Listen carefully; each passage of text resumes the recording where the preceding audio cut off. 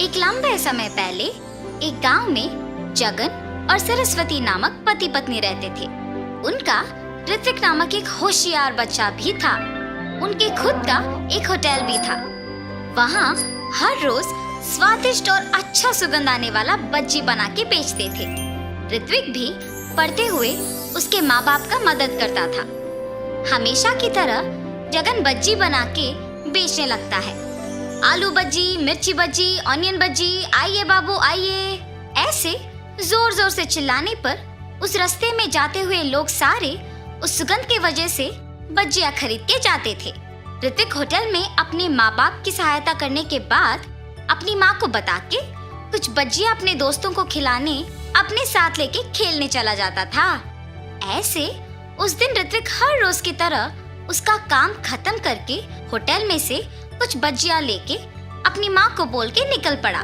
बज्जियां लेके जाने पर भी माँ इसीलिए कुछ नहीं कह रही है क्योंकि मैं उनकी मदद कर रहा हूँ। मैं भी सिर्फ इसीलिए उनकी मदद कर रहा हूँ। मेरे दोस्तों के लिए काम करना ही पड़ेगा। ऐसे सोच के बज्जियों को लेके अपने दोस्तों के पास जाता है। मैंने ये बज्जियां आप सबके लिए लाया है, लेके खाओ। ऋत्विक, हमें ये बज्जियां नहीं चाहिए। क्यों? बज्जियां क्यों नहीं चाहिए? तुम हर रोज बज्जियां के सिवा कुछ नहीं लाते हो। रोज रोज ये खा के अब हम पक गए। हाँ यार, अब से तुम बज्जियां लाना बंद करो और हमारे साथ खेलने भी मत आओ।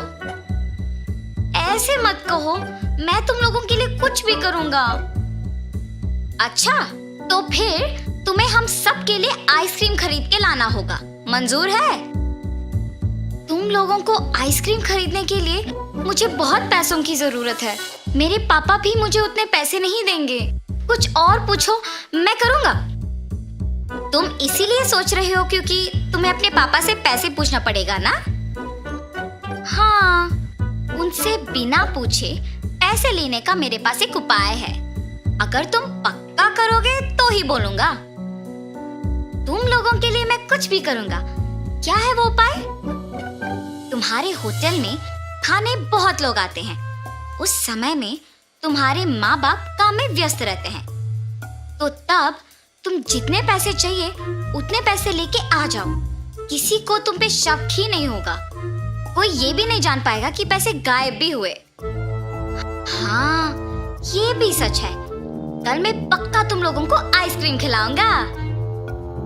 ऐसे अपने दोस्तों को कह के खुशी खुशी घर चला जाता है। अगले दिन जब उसके माँ बाप काम में लगे हुए थे, ऋत्विक किसी को दिखे बिना चुपके से पैसे लेके अपने दोस्तों के पास चले जाता है। मैंने कहा था ना कि तुम सबको मैं आज आइसक्रीम खिलाऊंगा। चलो जाके खाएंगे। ऐसे वो उसके दोस्तों को लेके आइसक्रीम बेचने वाले के पास जाता है और सबको आइसक्रीम खिलाता है। कल क्या चाहिए बोलो, मैं खरीदूंगा। कल तुम जो कहो वही चाहिए हमें। ठीक है, कल मैं तुम लोगों को मेरा मनपसंद खाना खिलाऊंगा। ऐसे कहकर वो घर चला जाता है। रात में सोए बिना अपने दोस्तों के बारे में सोचते रहता है। कल मुझे अपने दोस्तों को कुछ अनपेक्षित खिलाना होगा। मतलब मुझे कल और पैसे लेके जाना होगा। ऐसे ऋत्विक अपने दोस्तों के कहा मान के हर रोज अपने माँ बाप को बताए बिना उनकी मनपसंद चीजें खरीद के देता था। आखिर में ये उसका एक बुरी आदत बन चुका था। हर रोज की तरह जब एक दिन ऋत्विक उसके माँ बाप के काम करते वक्त पैसे लेने गया था, तो उसकी माँ उसे देखती है। ऋत्विक, यहाँ आओ। हाँ माँ, क्या हुआ? तुम वहाँ क्या कर रहे थे? मैं कुछ नहीं माँ। सच कहो, मैंने तुम्हें पैसे लेते हुए देखा। ऐसे बिना पूछे पैसे लेना गलत है। क्या तुम्हें नहीं पता? तुम अब पैसे भी चोरी करना सीख गए। माँ, मुझे माफ करो। मैंने अपने दोस्तों के लिए ये सब किया है। आइंदा ऐसे कभी नहीं करूँगा। पहली बार है इसलिए कुछ नहीं कह रही हूँ। आइंदा ऐसे करोगे तो चुप नहीं रहूंगी। जी माँ। लेकिन उसकी माँ ये सोच में पड़ के दुखी होती है कि उसके बेटे को ये बुरी आदत आया कैसे। उसकी माँ को जब ऋत्विक ने ऐसे देखा तो वो तुरंत बदल गया। अपने दोस्तों के पास जाना बंद कर दिया। हर रोज अच्छे से पढ़ के अपने माँ बाप की मदद करते हुए रहता था। ऐसे कुछ दिनों बाद अचानक पैसों की पेटी में पैसे नहीं दिख रहे थे। उसे उसकी माँ को ऋत्विक पे ही शक आता है और जो कुछ भी उससे पहले हुआ उसके पति को बताती है। तब जगन और सरस्वती दोनों ऋत्विक के पास जाके पूछते हैं, ऋत्विक, पैसों की पेटी में पैसे नहीं हैं, तुमने ही लिया है ना? माँ, जब से तुमने बोला तब से मैंने चोरी करना बंद ही कर दिया। मेरे दोस्तों के पास भी जाना बंद कर दिया। मुझे उन पैसों के बारे में कुछ नहीं पता। बेटा, अगर तुमने उस पेटी से पैसे लिए हैं तो कह दो हमें, हम कुछ नहीं कहेंगे। अगर तुमने नहीं लिया तो पेटी से पैसे कैसे गायब हुए? किसने निकाला होगा? सच कहो ऋत्विक। माँ, मुझे सच में नहीं पता है कि पैसे कहाँ गए।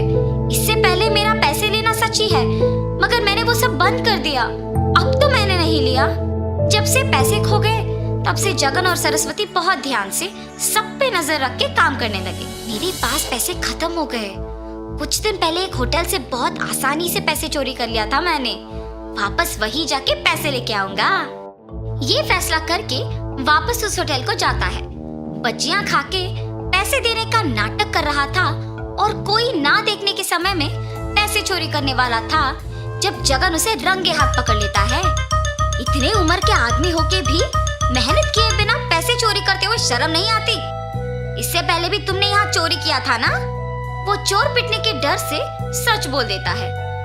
मुझे माफ कर दीजिए, ऐसे कभी नहीं होगा, मेहनत से ही काम करूंगा। चोर को उसकी गलती का एहसास होने पर जगन उसे माफ कर देता है। ऋत्विक पे उसकी गलती के बिना शक करने के लिए उसके माँ बाप दुखी होते हैं। आप लोग दुखी क्यों हो रहे हो माँ? उस दिन मैंने तुम्हें तुम्हारी गलती के बिना शक किया और आज तुम्हारे पापा ने असली चोर को पकड़ा है। मुझे तुम पे शक नहीं करना था बेटा। मुझ पर शक करने की वजह तो भी मैं ही हूँ ना माँ। अगर मैं वो नहीं करता तो आपको मुझ पे शक नहीं होता। आपने मुझे मेरी गलती समझाया, इसलिए मैंने वो करना छोड़ दिया, वरना मैं शायद बड़े होके भी यही करता। आइंदा ऐसे कभी नहीं होगा माँ। तब से जगन होटल में सावधान रह के काम करने लगा।